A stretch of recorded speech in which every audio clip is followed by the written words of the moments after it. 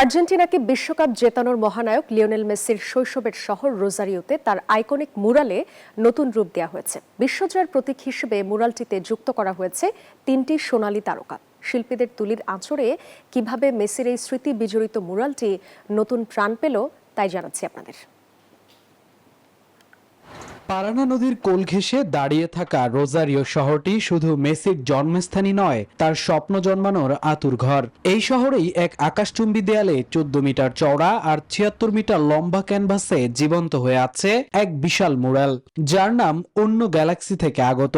2021 সালের Copa America জয়ের ঠিক আগে যে মুরালটি ভালোবাসা আর প্রার্থনার প্রতীক হয়ে উঠেছিল, আজ বিশ্বজয়ের পর তাতে ঠাঁই পেল 3টি সোনালী তারকা। প্রাণ ভরে সেই কাজটি করেছেন স্থানীয় শিল্পীরা। এই মুরালটি আমার মনে অনেক আবেগ জাগিয়ে তোলে। এটি সম্পূর্ণ ব্রাশ আর রোলার দিয়ে করা হয়েছে।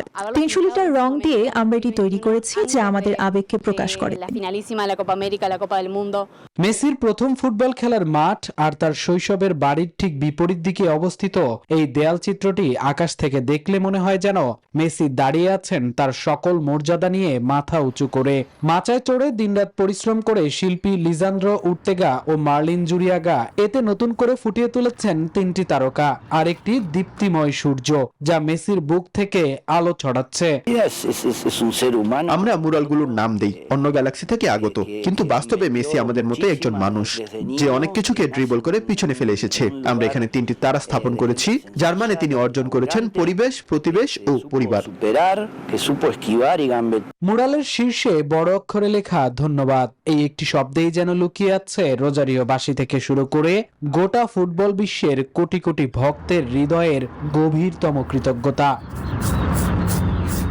মামুনুর রহমান, নিউজ 24। যুক্তরাষ্ট্রের 1 নম্বর জিম চেইন গোল্ডস জিম এখন আবারও বাংলাদেশে। বসুন্ধরা আবাসিক এলাকা ও বসুন্ধরা সিটি শপিং মলে